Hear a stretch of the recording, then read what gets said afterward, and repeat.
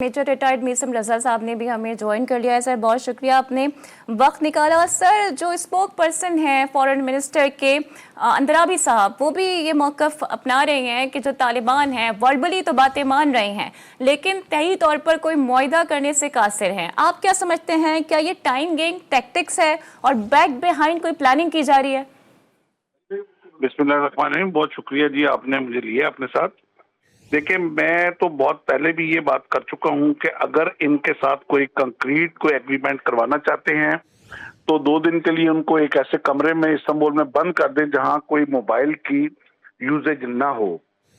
تو میں آپ کو گارنٹی سے کہتا ہوں کہ وہ کسی نہ کسی معاہدے کے اوپر پہنچ جائیں گے. جب انہوں نے اپنی ڈکٹیشن جو ہے، جب انہوں نے اپنی جو پیچھے سے ان پٹ ہے، انہوں نے جب کسی ایسے ملک سے لینی ہے جو پاکستان کے ساتھ سنسیئر ہی نہیں ہے، تو اس صورتحال میں تو کسی صورت میں بھی جو ہے وہ کسی کنکریٹ نتیجے پہ یہ مذاکرات نہیں پہنچ سکتے.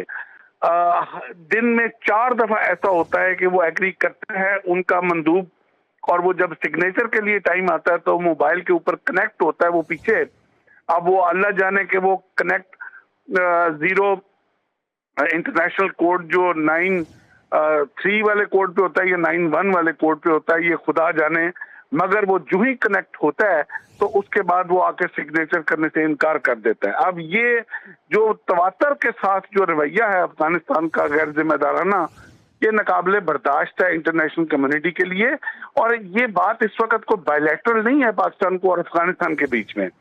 اس وقت بہت ذمہ دار ملک بیچ میں شامل ہوئے ہیں، دوحہ جیسے، استنبول جیسے، اور بھی کئی OIC سے منسلک کئی ممالک بیچ میں شامل ہیں جو اس کانٹریکٹ کو بڑی گہری اور تشویش سے دیکھ رہے ہیں.